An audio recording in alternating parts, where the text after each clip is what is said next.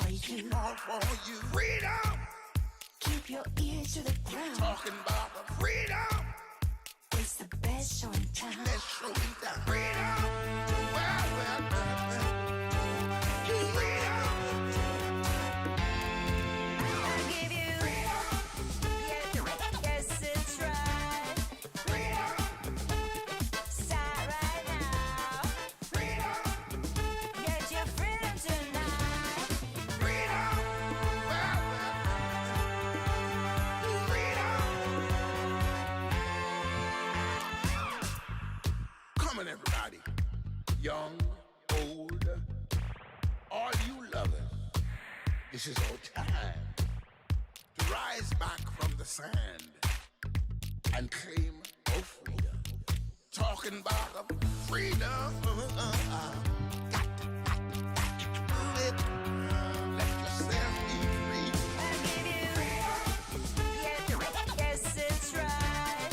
Freedom. Start right Talking now. about the freedom. Get your freedom tonight. Freedom. I'll give you freedom. Yes, it's right. Freedom. Let yourself be free. Start right now.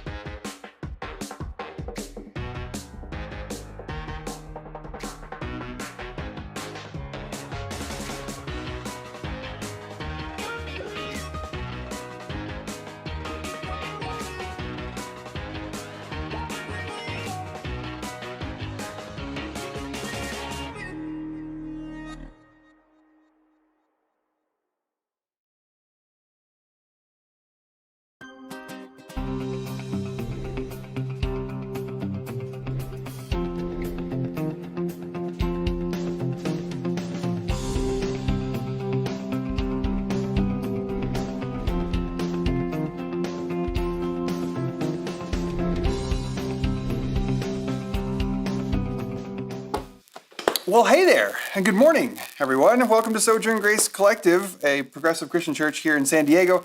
My name's Colby. Your name's Kate. We're the co-pastors here. Your mic's muted. Turn your mic on. Oh, shoot. That's Sorry better. about that. That's better. Y'all remember those days? that was the thing that I just wanted happened. to throw it back to the good old days. The real good quick. old days. Yeah, welcome to the live stream here at Sojourn. We're happy that you're here. We're so happy that you're here. We've been streaming live from this hidden location for about a year, Secret bunker. almost a year and a half now. We've been in a bunker for a year. But we are getting close To what? What are we getting to close the to? end of meeting as a church in a bunker. We're getting close, so that's exciting. First stay tuned. time. Hi. From Luis LA. I love Vasquez. it. Hi. Good to have you here. Yeah. Luis, thanks for reminding me what I wanted to say here is, if this is your first time, let us know. Sound off in the comment. Oh, I didn't want to move me. I wanted to move, whatever. It's too late. It's gone now. Let us know if this is your first time and where you're watching from, or maybe today isn't your first time, but it's your first-ish time, but you haven't yet made yourself known in the comments. No, comments official. Yeah. Maybe you've been sort of stalking, which is totes cool, by the way. You don't ever have to comment or say anything, but True. let us You know. can be there in the shadows. Happy Pride Month. Here, Happy like this. Pride Month! Hey, look at all that prideness. Look at Karen's I wore the pride shirt. decor today. We shall talk about that shirt later, but here you go. Such a great shirt that you too, Bono, can now wear. we're fuzzy. Oh, look at that. We're back. Shane's hearing quite a crackle. Not that again. No, I hate that. Okay. The crackle is not what we had the crackle last week. Oh, we All did? Service. Oh, we did? Yeah, I didn't know that. Was it this The top peeps didn't microphone? it complain about was. Shoot. Okay. like the crackle. Shane, thank you for that, because So I don't want a sorry. whole service of crackle audio. I'm going to try to restart the microphone here. Yeah, thank you all for letting us know when stuff like that happens. It's actually so helpful. Goodbye, audio. And hello, audio. Yep. So I'm wondering if that made a difference. Let us know. I'll go get your headphones. such a 'Cause you're bummer. we're going to do music, because it Yeah. doesn't crackle when it does music. really? Yeah, Okay. yeah. Okay. So let's Let's get go off to the music. screen. So glad you're with Here's us. hoping Welcome to there's no Sojo. Here we go.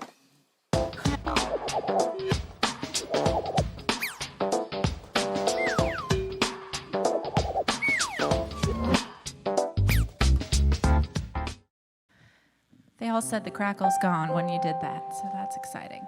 Yep. Success. Hi, friends.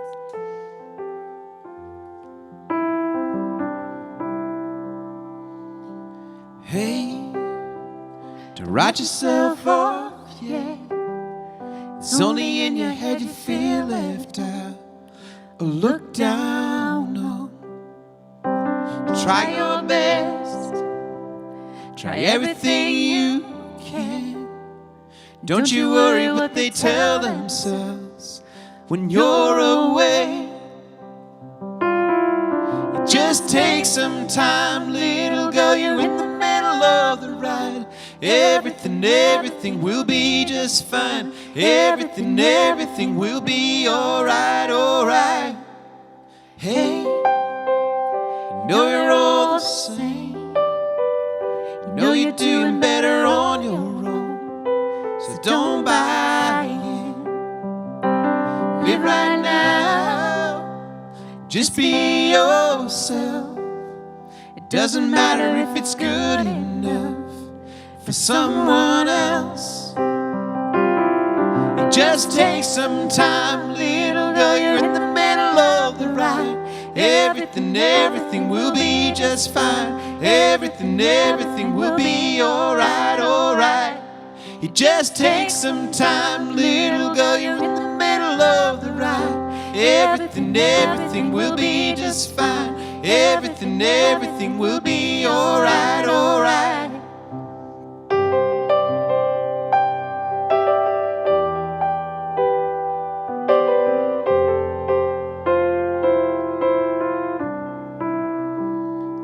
Do your best, do everything you can. Don't worry what their bitter hearts are gonna say. It just takes some time. You're in the middle of the ride. everything will be just fine. Everything will be alright. It just takes some time, little girl, you're in the middle of the ride. Everything will be just fine. Everything will be alright, alright. It just takes some time, little girl, you're in the middle of the ride. Everything will be just fine. Everything will be alright, alright. It just takes some time, little girl, you're in the middle of the ride. Everything will be just fine. Everything will be alright. I need that song every day, like right around 2:30 p.m. every day. I need someone, a volunteer. Any of you can volunteer to come and sing me that song every day at 2:30. Cool? You're here? Hi. If you've made it this far, if you have clicked through the little Facebook link that your friend shared, or you have wound up here on YouTube, or you have shown up here diligently for 16 months, however long we've been doing this, wishing that you were in your in-person community, but you've been here instead. However you came here this morning, you've done the thing.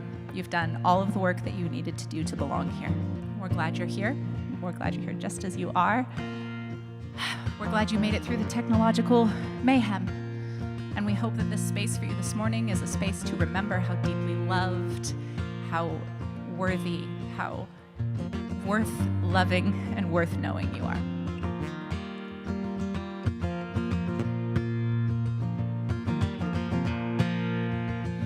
Oh, the desert dreams of a river that will run down to the sea. Like my heart longs for an ocean to wash down over me. Oh, won't you take me from this valley to that mountain high above? Oh, I will pray, pray, pray till I see your smiling face. I will pray, Pray, pray. to the one I love. Oh, the outcast dreams of acceptance, just to find pure love's embrace. Like an orphan longs for his mother, may you hold me in your grace. Won't you take me from this valley to that mountain high above? Oh, I will pray, pray, pray till I see your smiling face. I will pray, Pray, pray. to the one I love. Ooh, oh, oh, oh. Ooh,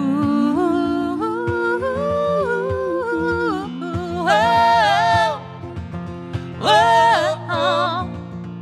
Oh, the caged bird dreams of strong wind that will flow beneath her wings, like a voice longs for a melody.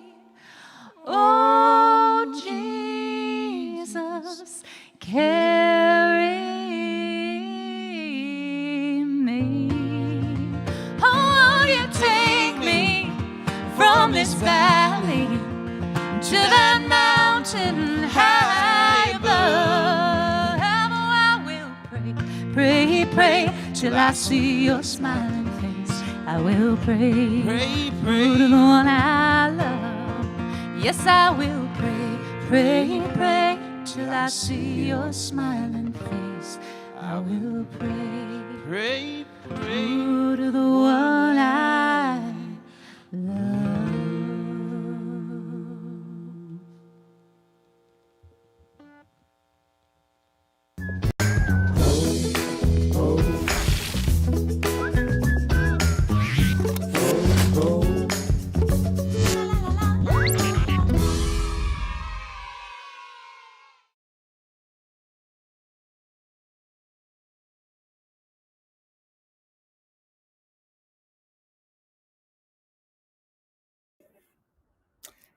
Hey, good morning. Happy Sunday.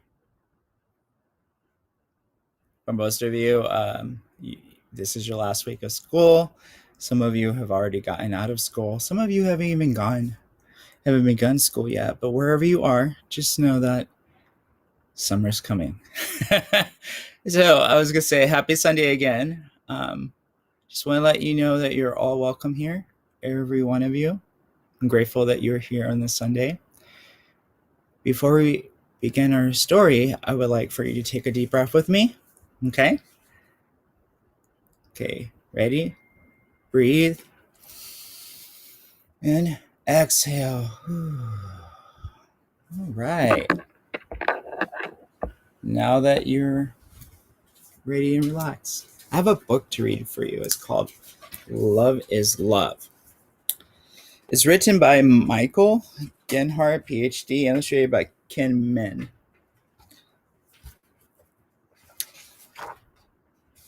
Love is Love.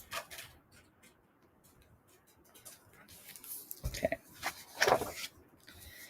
I've got a problem. Today, some kids were laughing at my shirt.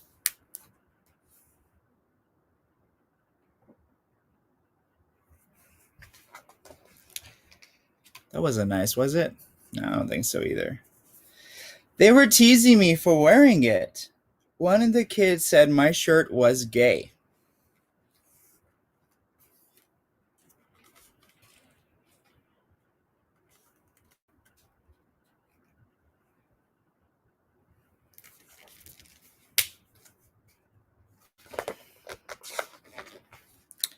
My friend asked, "What does that mean?"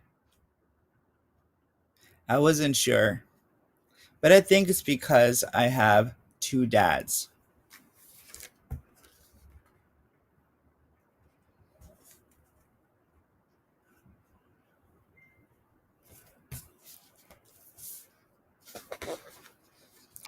I told my friend I don't like it when kids say that being gay is gross.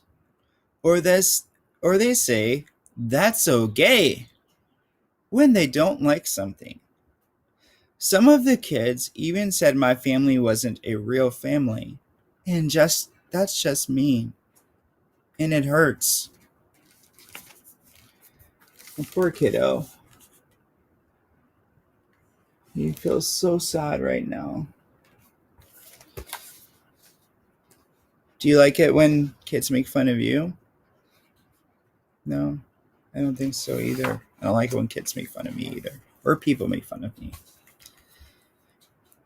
My friend told me maybe I shouldn't wear the shirt. But that doesn't seem fair. I wonder why some people think I shouldn't have two dads. Why would they think being gay is wrong?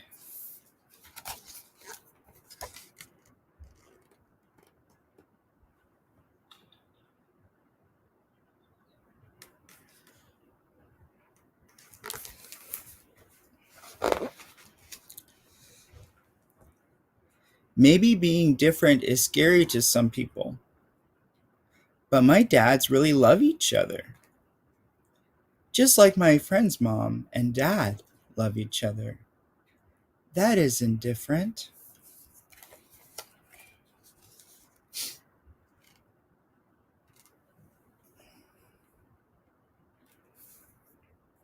My dad's got married on a mountaintop wearing skis. My friend's mom and dad got married on a beach wearing bathing suits.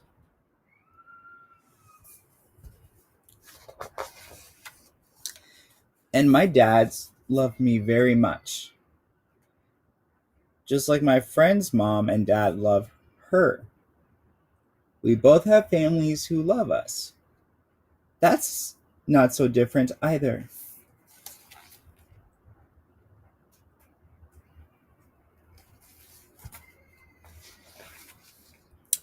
I know lots of other gay people. My teacher, Mrs. Adams, is gay.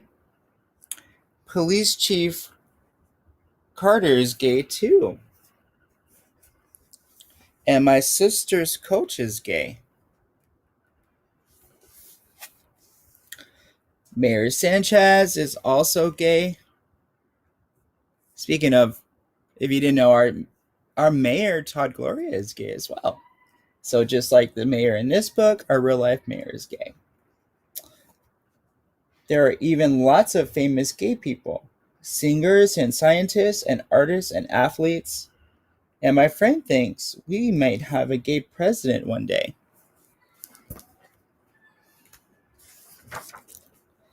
But some people believe being gay is something to be ashamed of.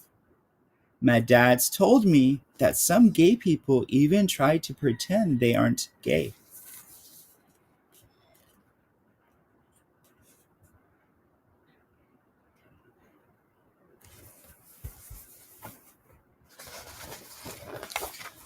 My dad said that no one should be ashamed of who they are. That's why this shirt is so special. My dad's gave it to me. I feel good wearing it. I love my dads and they love me. We're not so different from any other family. And I am not embarrassed about who we are.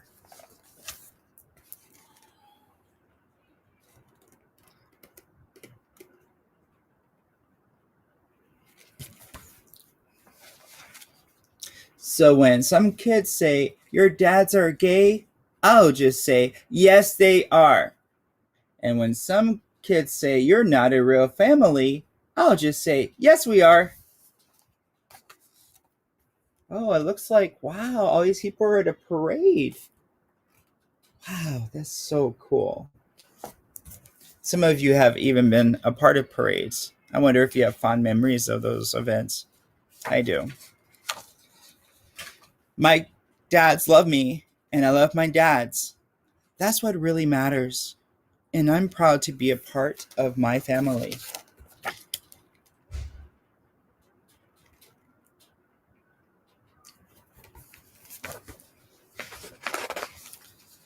Love is the same wherever you live, whoever you are, and whomever you love.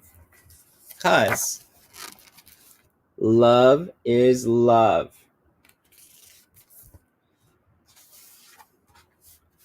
So in our story, our characters feature kids wearing a shirt with a rainbow heart on the front. The rainbow is often used as a symbol of pride after the LGBTQ community. Gilbert Baker created this symbol of hope in 1978. He chose the rainbow because of its natural beauty and that you can see rainbows anywhere in the world and across all cultures.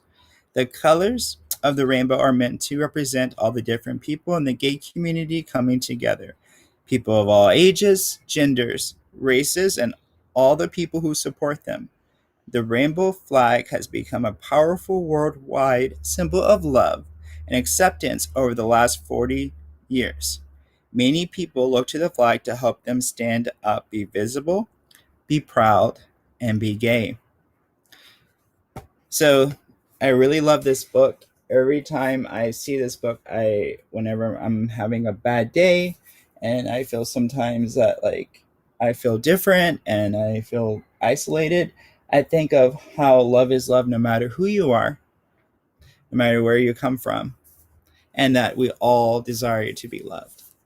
So I hope you this week and in the future, of course, every day, remember that you are loved and we all love you. And I hope you have a good rest of your week. Thank you. Bye. Thanks, DJ. We love you too. Be helpful to turn the volume up. I mean, whatever.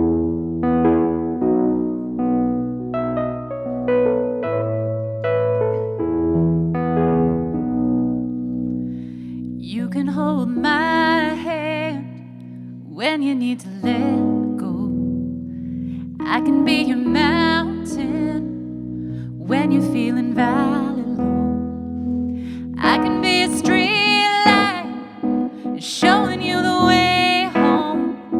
If you can hold my hand when you need to let go.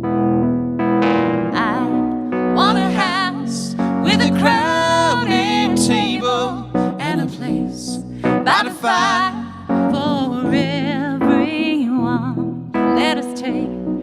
on the world while we're young and able, and bring us back together when the day is done. If we want a garden, we're gonna have to sow the seeds, plant a little happiness, let the roots run deep. If it's love that we give, then it's love that we breathe. So if we want a garden, we're gonna have to sow the seeds. Well, I want a house with a crowded table and a place by the fire for everyone. Let us take on the world while we're young and able, and bring us back together when the day is done. The door is always open, your picture's on my wall. Everyone's a little broken, and everyone belongs. Yeah, everyone belongs. Well, I want a house with a crowded table and a place by the fire for everyone. Let us take on the world while we're young and able, and bring us back together when the day is done. And bring us back together when the day is done.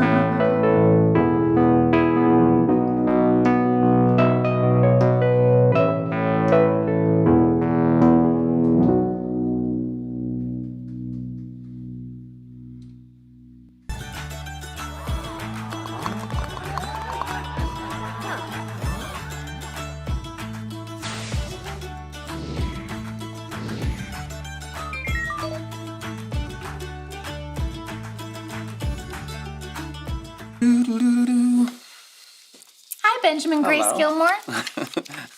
Did you like how I used your Hello. full name? Kate Christensen Martin. How's it going? Pretty good.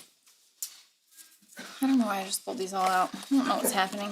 I don't know if you know this about Kate, but I am wearing her colour today. So I walked in this morning, she's like, I don't know what it is about you, but you look good today. I'm like, it's because I'm wearing your favourite colour. I don't know what it is, but you look so good today. Oh, because you're wearing makeup. Yeah. You want to pick a question for us to get awkward with? Sure.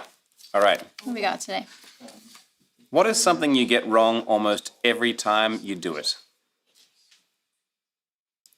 I'll show that thing. What was that again? What is something you get wrong almost every time you do it? Spelling surprise. Nice. Really? That one's Yeah. a struggle? Oh. How do you do I it? mean, You I go have those double P? words too. But A surprise? First R. Mine is Oh, yeah. separate. I spell separate wrong every single time. Privilege. That word is so hard for me. Privilege. I get that one wrong. Yeah, The spelling of it. I meant the of it. spelling of it. But I like how we yeah. get straight to spelling things. Oh man, what do I get wrong? Oh yeah, apologising. That's one. Takes me a couple tries. Ouch. Even weird. Yeah. No comment, says Kate. What do I get wrong almost every time I do it? I know. Merging on the freeway. Wow. I struggle. I'm always like, am I the one that's gonna speed up, or should I slow down? It's a whole issue. Yeah, it is dangerous. What else do I get wrong almost every time I do it? I feel like every time I pick up the guitar, the first Curry. 3 minutes, I'm just like, how do I do this again? Every single Really? time. Oh yeah. Like I'm just playing I that wouldn't have song guessed this that. morning. I just stumbled through the whole of the song the first time around. I'm like, how do I do this thing where I'm actually moving to rhythm and anyway. Now we know your secret, but none of us can It's tell. called rehearsal and practice. It's not a big secret. I get curry wrong every time I do it, but I still keep trying, which is not a thing I usually do. Usually when I get something wrong, I'm like, well, never doing that again. But for some reason with curry, I'm so dedicated to it because it's the best food that exists on planet Earth. So I just keep trying, even though I fail every time. James is mine. I'm putting it up there because it's mine. Telling left from right. Oh yeah. That's so funny. people have that. I've been trying to get Karen and Sarah Michael to Dawn. understand left and right. It just makes me so happy. Sports Sports with balls. Sports ball. I mean, I don't try that, so that isn't my answer. Vicky! Do people know this story? Saying the word focus. I love I you, do not know Vicky. this story, but it It's sounds good. So great. So great. Imagine Vicky. Just imagine Vicky, like fervently, passionately, like kind of yelling, but like happy yelling, you know, but to a group of people that are trying to work together for them to focus. Fantastic. I hear it. I hear it already. I hear it in Vicky's voice almost immediately when you tell that story too. Mark says, I'm usually very good with names, but if I get somebody's name wrong once, I will consistently misremember it. Oh, like it gets stuck in your brain as the wrong one? I'm terrible with names. I'm absolutely there. We travel a lot when I was kids, and so I feel like I've met a lot of people, and obviously I'm a musician, so I travel a lot, and I'm just horrible. So I apologize in advance when I meet y'all. I think when I met Spill at the Park, I'm just like, I know. Especially right now with the weird, like, Yeah. trying to picture people's little face icon. I'm with your dad, Karen, the today. USB Did you see cable. that? Yeah, that is a universal truth. Is that what everybody struggles Universal with? truth. Yeah. We all get that wrong. I mean, the USB cable, always putting it upside Always down. backwards And the the amount of version. times you have to do that in the day is also really remarkably annoying. So silly. Yeah. So silly. Folding fitted sheets. No one can fold a No. fitted sheet except for Brandy Carlisle. Apparently. Did you listen to One of that? Brandy Carlisle's also skills. They spent way too much time on Brene Brown's podcast talking about that because Brandy is like a dedicated fold them perfectly person. And Brene's like That- angry about it. checks Like, out. don't do that. Is Brandy a one? Yes. And so Yeah, was okay. Brene, so it was Oh, funny. wow. Like the fight between them about that was really funny. And then what they came to the conclusion of about their whys was hilarious too. That's hilarious. Yeah, no one can fold this. You bunch them up in a ball and you throw them in the back of the closet. Yeah. What did Colby say that's funny? People are laughing at Colby, but I don't know why. What did he say? It's the Talking about Starbucks push story, I pull think. or- yeah. Yeah. What was it? Colby, talk loudly and tell Oh, your It was a push door. Nobody was in the Holly bathroom. Houston Away from from the United Kingdom said pushing a pull door, and I said, oh my god, the other day I stood outside a Starbucks bathroom for no joke 5 minutes, thinking it was occupied because I pulled and it didn't open. It was a push door and nobody was in there. I just stood outside. That's real. That's a real thing. I was thinking about in New York the doors that spin because of the weather, and how I never got that wrong because I always feel about it's on the right hand side, but on the New York pavement. And then yesterday at SeaWorld, I like to walk on the right, and people don't walk on the right. I don't understand this. They should. should, but Yeah. it's- That. I mean, that should be that's- counterintuitive for you and That's right. intuitive for Americans. Exactly. Exactly. But to that end, getting on rides, moving rides, this is my answer to this question now. It's like when the ride is moving and you're supposed to get on it at the same time, I have a breakdown about like how I should function as a human. Like I can't do it. Same. Karen and I we were getting on rides yesterday at SeaWorld and we were discussing. You know the ones with like the conveyor belty thing and you're like the Shipwreck rapid. Rapids? Yeah, you're like trying to walk on it and then get into the ride and I'm like, it's okay kids, we're fine, as I'm like stumbling across the platform trying to get everybody in. And the ride like passes you and you didn't make it in time, like a whole raft goes by, you're like, sorry everyone, I just wasted our ride because I couldn't get in. Anyway. I once had a professor get my name wrong after 2 to 3 years of working with him. Oh, Yeah, that's that's terrible. crappy. I'm sorry. Yeah. I think it actually is. It's also been something because there's a Spooner guy. You know about the story? No. The word spoonerism, where you mix up the front like letters of words and it wind up with really weird don't know about things. this. You know about this? This is hilarious. Does anyone know about the Spooner? My father's gonna come in. My father's gonna come in with some examples for you. Yes. Yeah. So you switch the first 2 letters of the word and it creates like really hilarious. Rindersella Like, and the Prince Prince. yeah, or God bless our queer old dean. So it's a thing that was the Spooner was a professor and a very very intelligent man whose mind was working so fast that like his mouth. Oh, he just would naturally would do that? naturally would do Okay. it, and people would go to his lectures. So I think from reading stuff about Spooner, a lot of professors suffer from this problem of they're seeing so many people and just not being able to like take in the names and just sort of. Makes sense. Anyway, that's my defense of that poor professor there. So. My head says churds burping. I like it. Sure, it's burping. Every time I tell my kids to use mouthwash, I say, don't forget to mouth your wash. Don't forget to mouth your wash. So I guess that's something I get wrong That's- every time I do it. And now now I don't even try. It's just mouth your wash. Mouth your wash. I think that was my answer to this question that I can't access. About the getting something wrong every time you try it. Colby's trying to think. He's got a good one and he can't think about it. This is what Enneagram 3s do. They repress their flaws. All the time, I'm shocked with it. Oh, you want to move on to the next question? We'll come Yeah, back let's do another to- question. Should we do another one? That was a good long discussion That was on a that good one, one. I yeah. like it. Got the time. So we'll just do a quick would you rather then. How about that? Would you rather go 30 days without your phone or entire life without dessert? Oh, 30 days without my phone. Yeah, phone. Yeah. That would actually be nice. Yeah, like I'm curious about the folks who, because there's going to be some, but I'm Yeah, people curious who about aren't the folks sweet who. tooths. Yeah, I guess You don't really. that makes Yeah, I've sense. definitely met a lot of people who don't like sweets, which I don't Love understand. to go 30 days. Yeah, because like a fasting without your phone, and then you still get to eat dessert. I'm not even that much of a sweet tooth, but I still would pick that just because like I want to have dessert at some point in my life. That's intriguing because I've Celebrations done a and lot of things for Lent, but I've never given up my phone for Lent. That would be something that would be intriguing. How would you do that in today's world? I Just don't like know. put out a broadcast ahead of time. You have to that, go "Hey, I'll away be or just gone." Yeah. go to the desert. And, Yeah. Get on a sailboat. Where's the Gen Z at? without dessert, says Paul Lee. Papa Tom says dessert is overrated. Wow. All right. I guess it all belongs. Holly, no one's taking chocolate cake from me. From my cold dead hands. I love the specificity of that. Like, That's right. How do I So bump great. her up to you? how do you what? Do you want me to bump her up to you? Oh yeah, sure. I never Go know for how to it. do it. The transitions. Transition. This one? Yep.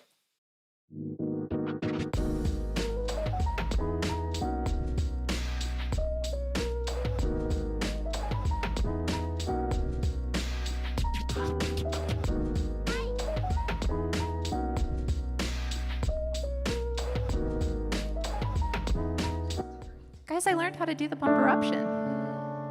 Feels important.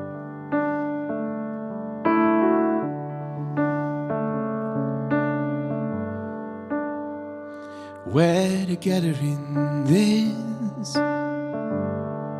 Sure, we've got our own politics.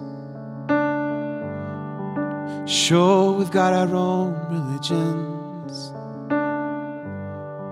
But we're still together in this. We're together in this. Sure, we got our own set of problems. Yeah, we've got our own things we wanna change. But we're still together in this. I'll carry your weight, brother. You carry mine. We'll leave the battle far behind.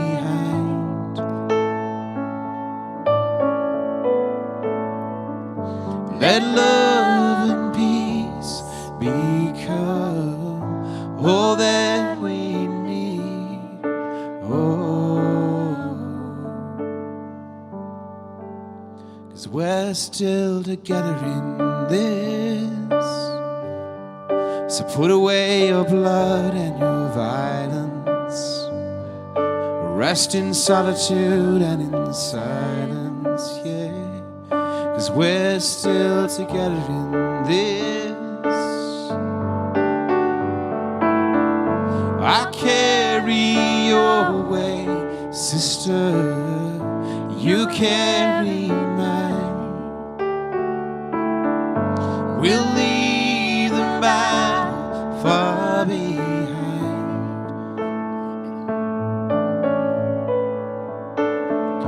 Let love and peace become all that we need. Oh,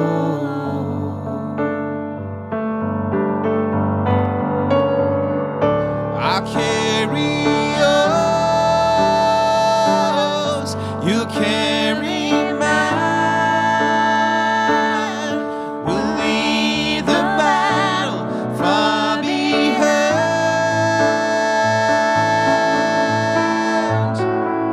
I'll carry yours, you'll carry mine. We'll leave the battle far behind.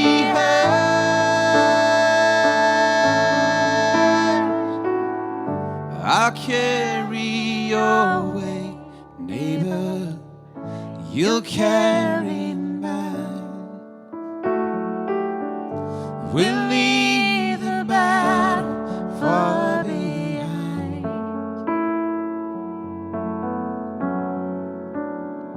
Let love and peace become all that we need.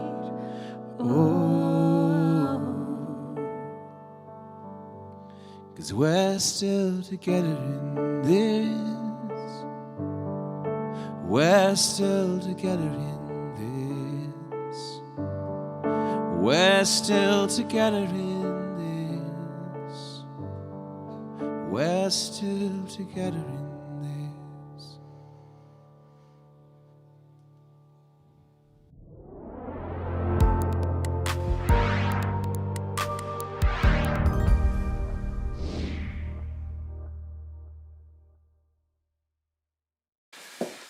I love that song.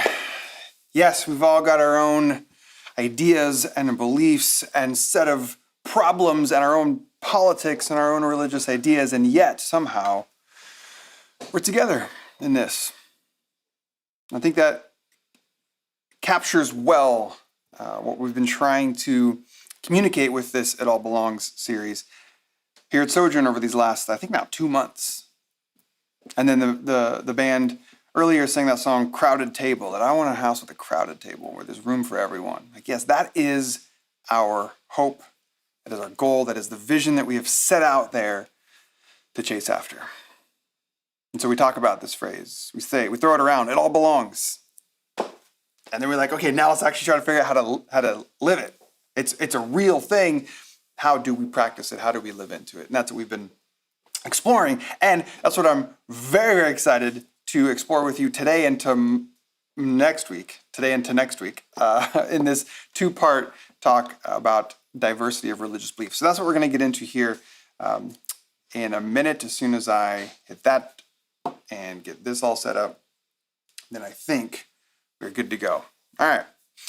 Before we go any further, though, I'm going to invite you to take a deep breath in with me and let it out.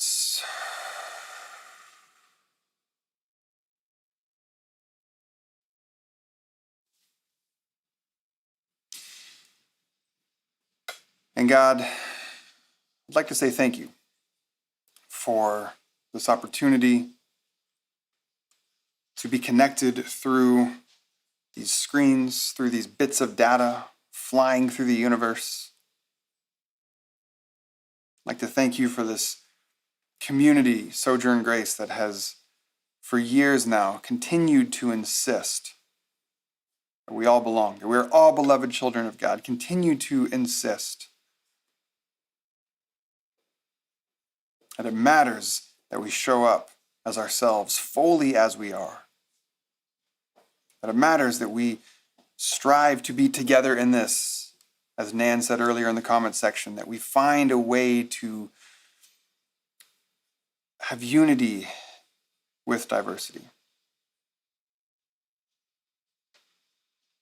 And God, I ask if there's anything that I share in the next few moments together that is good or true or would be helpful, may it cling to our minds, may it stick in our hearts, may it burrow its way into us.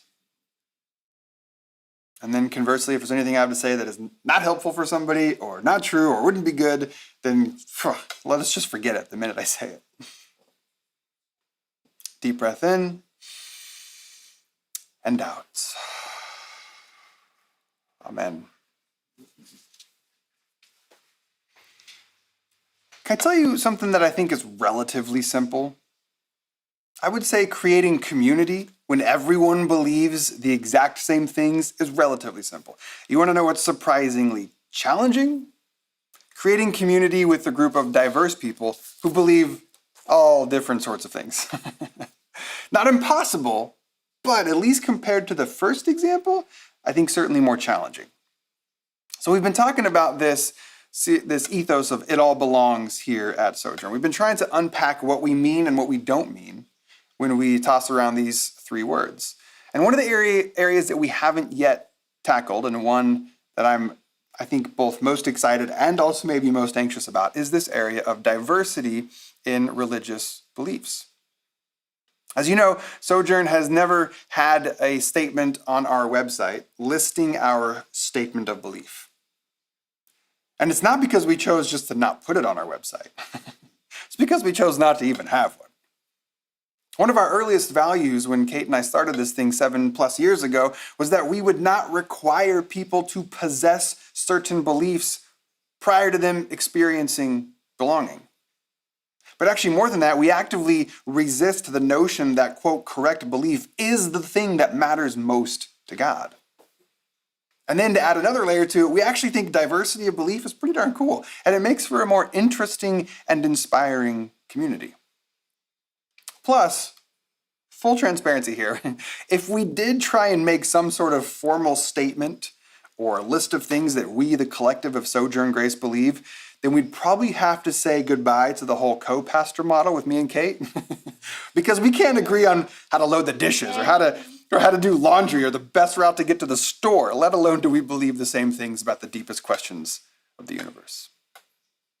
So when we say it all belongs here at Sojourn, in the context of religious beliefs, what might that actually mean? And maybe more importantly, how do we live that out? When the proverbial rubber hits the road, how do we navigate building and sustaining meaningful community when the members therein hold differing ideas and beliefs as it relates to things like God and the Bible and salvation and Jesus and so on? And there's no easy answer. There really isn't. As we've discovered in this series, as lovely as it is to be able to say, hey, it all belongs, it's not as though this sentiment just absolves the tension of diverging ideas. If anything, at times, like Kate said a few weeks ago, it can actually invite us into paradox, into holding seemingly opposing ideas together. And yet I think that might be uniquely challenging when it comes to this arena of religious ideas. And so what I'm going to share today, and then again next week in part 2, is not meant to be the solution. It's not intended to crack the code of harmonious diversity within community. But rather, my hope is that we can normalize the presence of religious diversity, that we can acknowledge that it need not cause relational rupture, and perhaps even provide a path forward on how to navigate disagreement in a way that might contribute to the flourishing of the group as a whole. So to do this, I'm actually going to pull from a portion of St. Paul's letter to the early Roman church. But before I do that, let me offer a couple thoughts to address some of the reasonable resistance to leaning too much or even at all on Paul. First, generally speaking, I'm aware that not everyone in the Sojourn community shares my affinity for the Bible, okay? And of course, it all belongs applies here too. I try to take a balanced approach to how often I teach explicitly from the Bible. And when I do, hopefully by now I've earned a bit of your trust that I tend to have a unique or fresh or at least an interesting take on the Christian scriptures. Second, I'm even more aware that Paul in particular is a complicated figure within progressive spaces, and for good reason. Oftentimes his language and his ideas, they land in our ears with, at best, like a dull thud, like, okay, cool, I guess. And at worst, with an antiquated crash of patriarchal, overly moralistic jargon that has been grossly misused, among other things, for the oppression and the subjugation of women and LGBTQ people. To which then you might rightly say, okay, so then why even bother? And in some cases, I actually totally agree. And I'm just like, yeah, perhaps it's best that we just let the past be the past. But then there are other times where I think things such as, Paul was writing in a vastly different time and culture and context 2,000 years ago. And for me, that matters. Like, I was talking with some friends the other day about how out of control it seems some parts of our society are with regards to wanting to cancel people for things they said or did or ideas they had just like 20 years ago. And as we were reflecting the other night about the carelessness of judging a version of a person from 1995 using 2021 standards, for me, if there's a posture within that lacks a degree of wisdom, then how much more might we consider reserving judgment on someone from the year 60 AD using 2021 standards?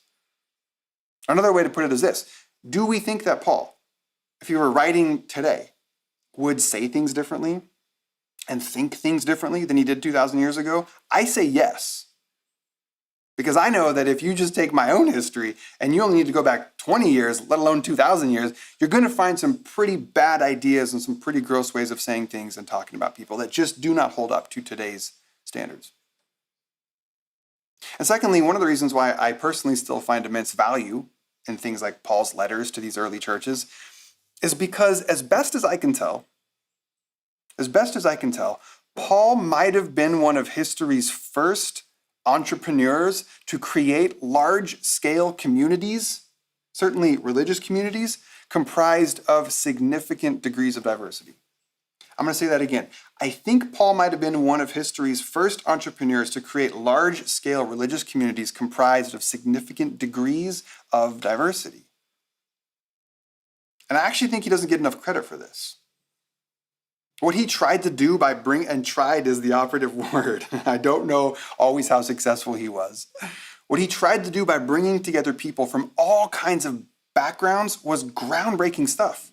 Jews and Gentiles, men and women, young and old, rich and poor, city folk and rural folk, the uber religious and the super worldly. It really is breathtaking. Today, we take these metropolitan type communities for granted, but 2,000 years ago, this was not the case. And then the last thing I'll say about Paul is this. By no means was he an expert community organizer, nor was he an expert sociologist, nor was he an expert psychologist. I'd suggest that maybe he was an expert theologian who dabbled just enough in these other areas to be dangerous, just enough to be effective at his work. But under no circumstances do I maintain that Paul, listen to me now, Paul was not the pinnacle of human insight, for instance, in how to build and sustain communities. He wasn't. Nor was he the height of human intelligence in how to create meaningful relationships and authentic connection. No. And by no means, and this one I think is especially important, was Paul particularly knowledgeable about human psychology. Sure, he might have been more insightful than your average first century Jewish peasant, but compared to modern psychologists like Carl Rogers, Sigmund Freud, Mary Ainsworth, he's a total amateur. One of my biggest frustrations with many conservative Christians is their belief that the Bible, specifically the New Testament, is the height of human knowledge and insight. Like, those are the best ideas we have about things like, how to treat people who engage in destructive behavior, or what a healthy marriage and family looks like, or how to live flourishing lives with emotional depth and well-being.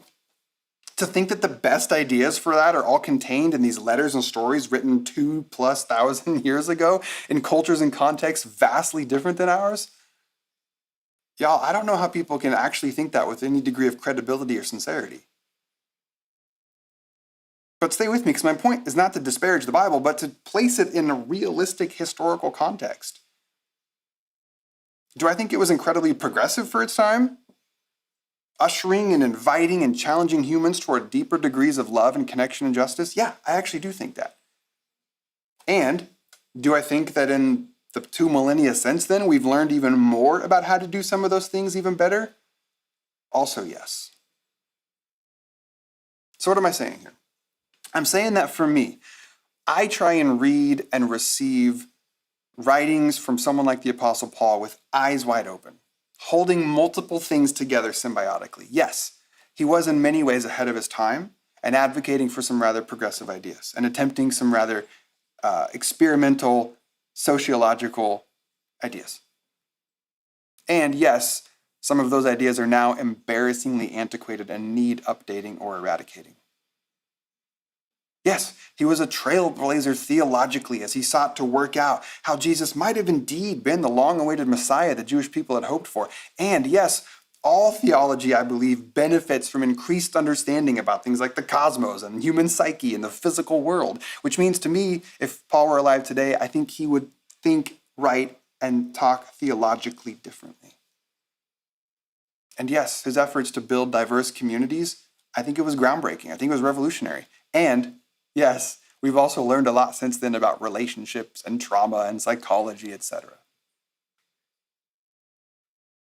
So as I worked through this portion, this selection of Romans, in which Paul was writing to this church or this small collection of house churches in Rome, trying to help them live in harmony with each other, because they were fracturing along various lines of ethnicity and religious practice. I guess I invite you, if you want, to hold all this in mind with me. That these words came from someone who was, especially for his time, really good at this stuff. And so we might have some ideas and insights worth considering. And also, we should feel permission along the way to challenge, question, to add or edit if something feels off. Okay? How does that feel so far? Okay, thank you, Ben. It's a little weird to be like talking to a camera and ask those sort of rhetorical questions. I realized that was a lot of time spent on just like a setup there, but I felt like it was time well spent to address some of the reasonable objections or resistance to engage with some of Paul's work, and also do a little bit of vision casting for why I think it might be a worthwhile endeavor. And in this particular area, namely navigating the complexities of religious diversity within a community, I think Paul has some really good advice that can be helpful as we continue to embody this ethos of it all belongs. So then, what I'm going to do now is I'm going to set the scene for what the issue was in Rome that Paul was addressing. And then next week, I'll share what his instructions, what his advice, what his recommendations were, and how that might actually benefit us today, okay? So, as I go through these selected portions, primarily from Romans 14 and a little from 15, I'll be using mostly the CEB translation, which is my favorite, but I'm also going to do a little bit of my own interpretive work sprinkled in for good measure. So I'm going to start with this. Romans 14, verse 1. Paul writes, "Welcome the person who is weak in faith, but not for the sake of arguing about your differences of opinion, and not to just try and persuade them. For example, one person believes it's fine to eat anything, while the weak in faith person eats only vegetables. And the person who's weak in faith also considers that some days are more sacred than others, while others among you consider all the days to be the same." All right, I'm going to stop there. That's all I'm going to cover for today. There's a lot more to it, but here's the situation. After 13 chapters of Paul weaving in and out of theological grounds for why these Jewish and Gentile Christians in Rome need to get over their respective prejudices and see each other as siblings in the faith, and after making it clear just how much is at stake for this diverse community to get their ish together, Paul now seems to be zeroing in on one specific example that he likely heard was occurring in their community. Not only were there divisions along ethnic lines, like he addressed in the opening chapters, but there evidently was also divisions along what you might call religious lines, involving opposing beliefs and practices around things like food and holy days.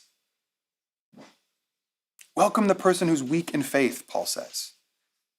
Now, I'll get to the language of weak versus strong more specifically next week, but for now, I just want to point out that the way that Paul writes this, it's likely that he's assuming the, quote, strong in faith are the majority, the ones that would be like reading and hearing this letter. In other words, he's talking directly to them. Hey, strong faith ones, I need you to welcome those who are weaker in faith. And then he gives two examples of how the strong and the weak were clashing. First, the weak abstained from eating meat. And then later on, Paul mentions drinking wine as well. And then second, the weak believed that some days were better than others. Now, let me point out what we're not talking about here. We're not talking about vegetarians, okay? To say that the weak didn't eat meat and ate only vegetables, or to quote the King James, eateth herbs, how great is that? The weak in faith eateth herbs, is not to say that Paul considered being a vegetarian weak. Neither are we talking about the ways in which people, much like my wife, like to get really amped up for certain times of years or special days. Yes, birthdays are super fun. Enjoy that. Yes, Christmas is a magical time. Sure, have your Sunday fun day. This is not what Paul was talking about. As best as we can tell, here's what was going on specifically here in the church in Rome, but presumably, I imagine, in other faith communities as well.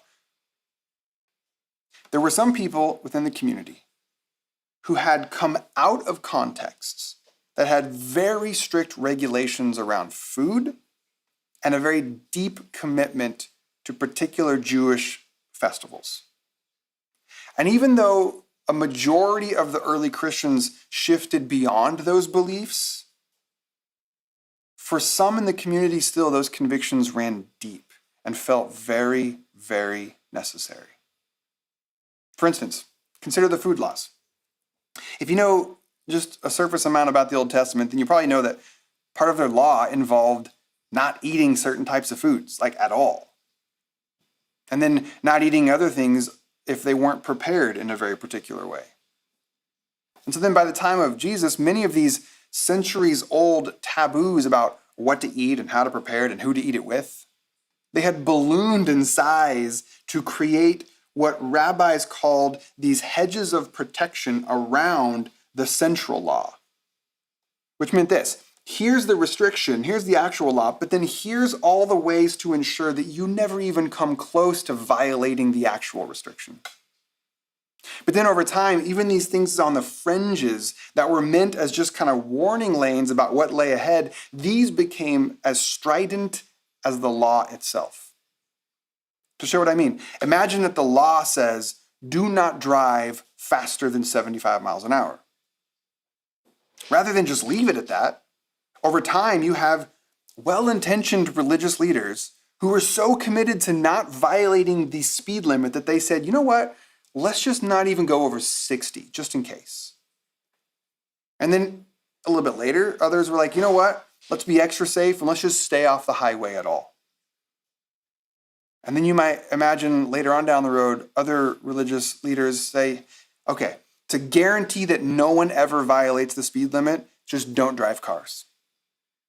And then eventually this idea of just driving a car became a sort of cultural taboo.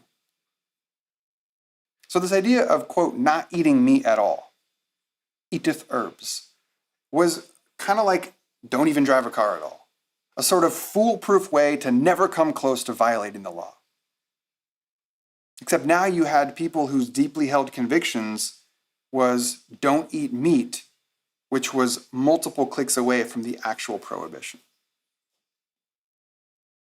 And who were these people?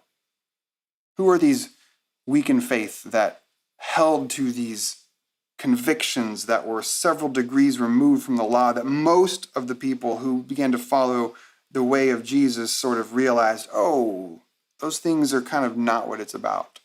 Well, the early churches were a mixture of three main categories. You had Jews who became Christians. You had people who were referred to as God-fearers. God-fearers were Gentiles that had converted to Judaism.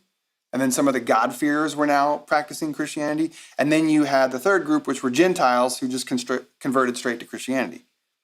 And in these first two categories, those were the ones whom might have still had these taboos around food and these beliefs around holy days. And they still had this religious and this moral and this spiritual power for them. And I just need to stop and say, that makes a ton of sense to me. It really does. Like, I don't think it was an unreasonable position for someone to be like, okay, now wait a minute. My whole life I've been told this thing and how this thing matters a lot. And I've shaped my whole life around this thing. And now you all want to tell me that none of that matters? Like, I don't know. That sounds sus. For these few Christians, these weak in faith, as Paul called them, and again, next week, I'll unpack that a bit more. The thought of eating meat in a city like Rome that almost certainly was not prepared properly, so therefore was not kosher, and might have even been sacrificed to idols, which was the case in Corinth, that had to go against everything they ever knew. Yeah, totally. They were compelled by this new Jesus movement. Yes, they saw how many parts of their previous faith now required shifting and altering and expanding, and many of them could do it. But there were some who just weren't there yet when it came to food and drink and holy days. And I think it's important to let that sink in, because that's not just a story that happened, that's a story that happens now. If you're told your whole life, let's just keep the driving metaphor going for a second. If you're told your whole life just how dangerous driving can be and how you should abstain from getting behind the wheel at all, then suddenly to be thrust into a community of people who, yeah, they all, on one hand, are totally about the things in life that you find most meaningful, loving people, caring for the poor, fighting injustice, embodying radical hospitality and forgiveness, and yet at the same time, everyone owns a car and drives it on the freeway.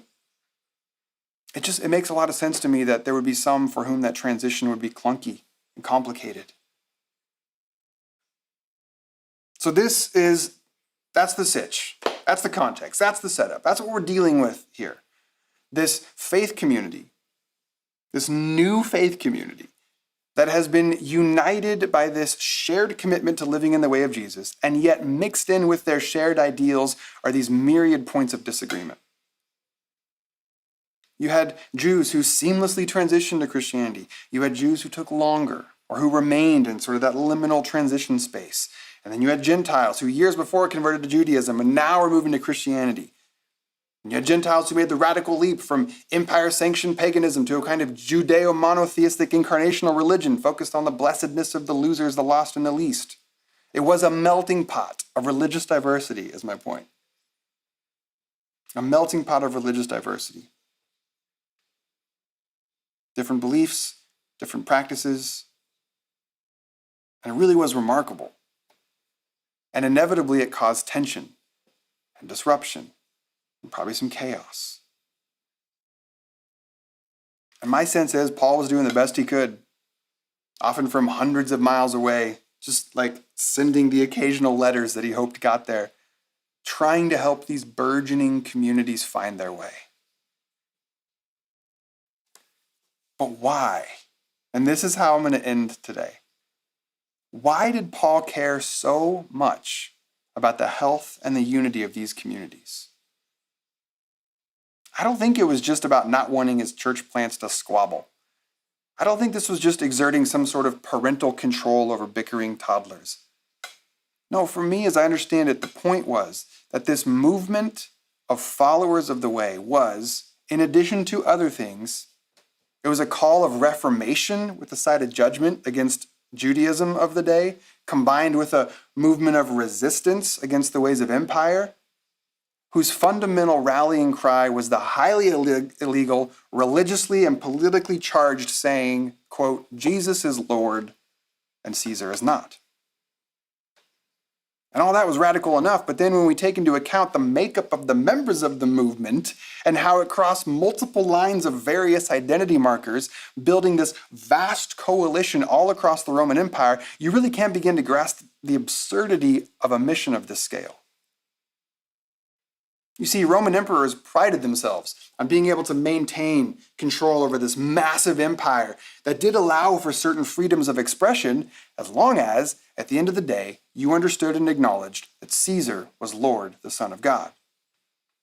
And now here comes this upstart movement of Jesus followers whose unity across traditional barriers was a not so subtle sign to the principalities and the powers that a greater rule than theirs had begun.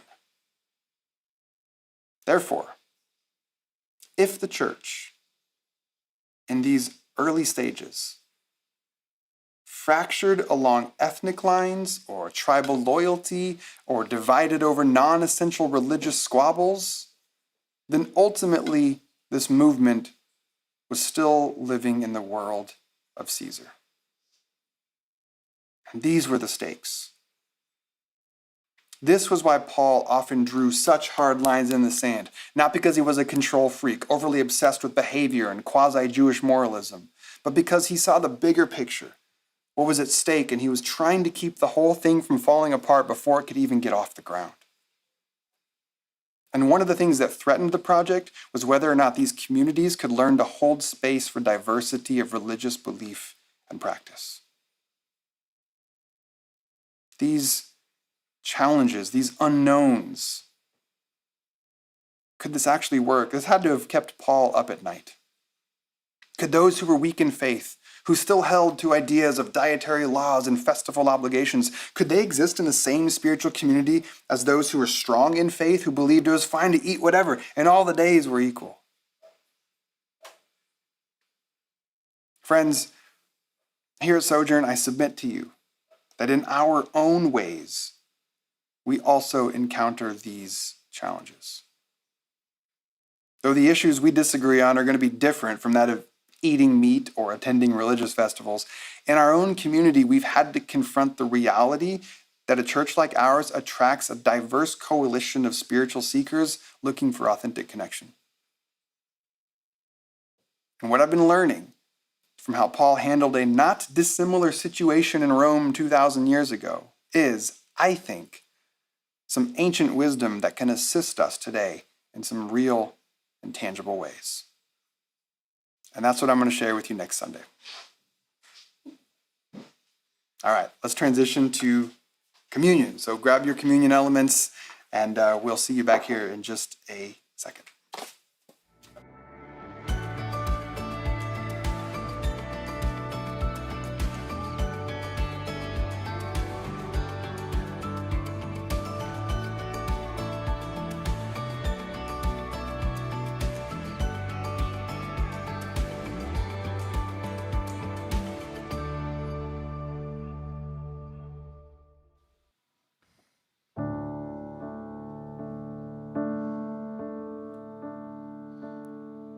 Sunday mornings held me in these walls.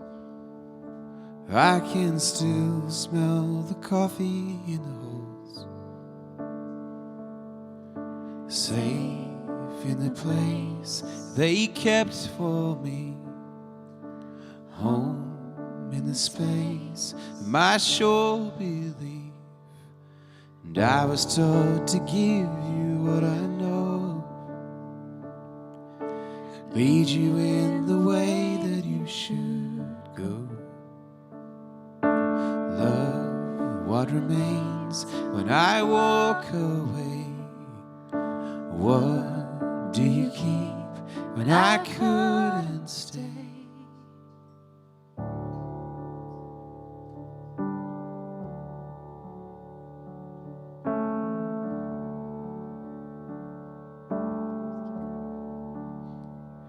It took years to tie the truth around my fingers, to salvage all these sparks out of the cinders, turning over tables for the love I couldn't leave. Little one, here's what I believe. You miss what you had to lose.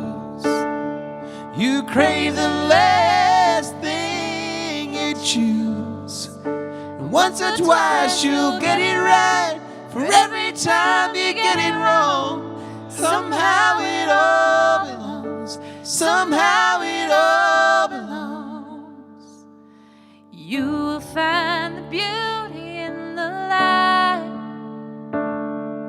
the captivating shadow in the sunshine.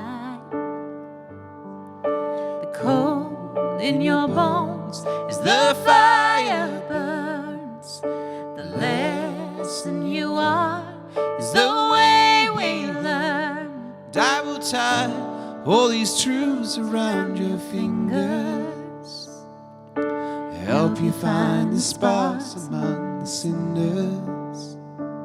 I will turn over tables to defend the space for you to find your own way. You break what you try to keep. You come awake when you're fast asleep. The rhythm and the melody, the silence and the song.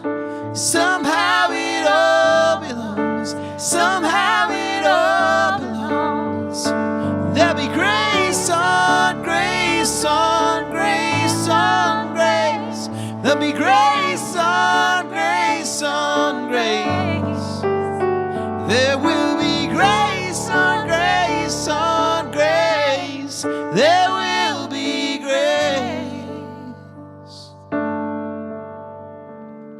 You pray.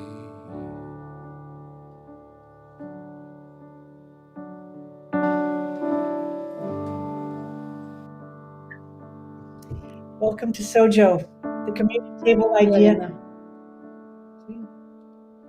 The communion idea comes from Jesus, who says, "Take this body in remembrance of me." Jesus was divine love in flesh. He lived a message of you belong and all belongs. He showed us how to live in love, love for who you are as you are. You are good. Love for others as they are because they are good. He became a body because being a body is good. Your body is good. Take pride in who you love. Take pride in how you love. Take this body means that you are good, you belong, and your body is good. We take communion together because of unity. We remember and celebrate our collective bodies, the beautiful, diverse mosaic, each uniquely exquisite, necessary, and valuable to the whole. This includes what you believe, how you pursue love, and live out your truth today, wherever you are on your journey, because it all belongs in our collective pursuit to live out transformation. It's not so much about being welcome at this table, because you belong at this table. This is your table. This is our table.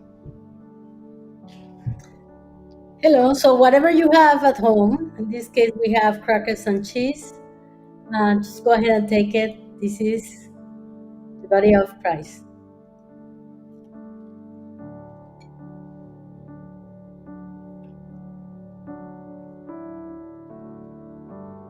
In the same way, whatever you want to drink, it's all good. Take this in community as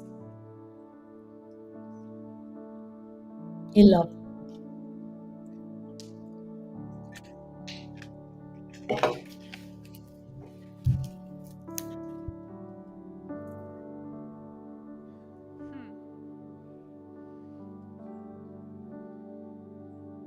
You pray like there's someone there. Learn to bend what you can repair. God, I hope you rock the boat till the river sways along. Somehow it all belongs. Somehow it all belongs.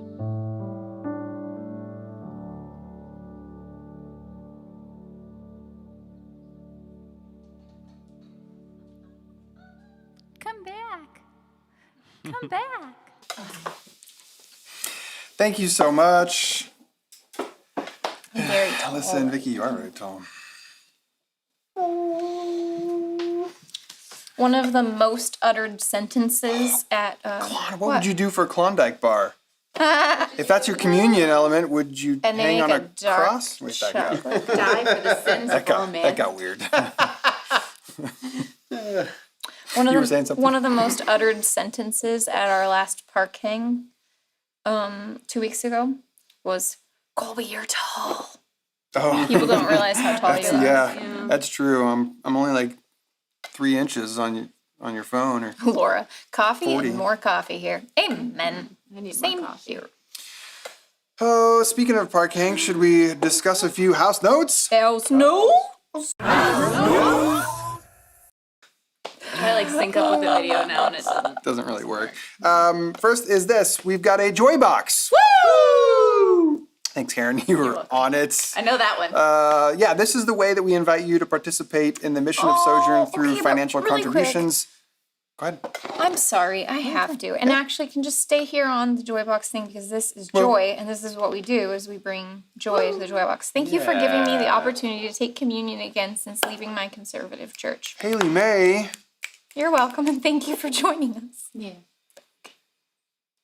Sorry. Speaking of why we do what we do, That's why. like that, that's it. That's why it's a Joy Box. That's it. Woo, That's why. woo. That's why it is joyful to give and to support, so that this church can continue to foster wholeness and invite people like the Haley Mays and Luis, who shared earlier, attending an affirming service for the first time. I mean, get out. Don't stay. Get out. But you know what I mean.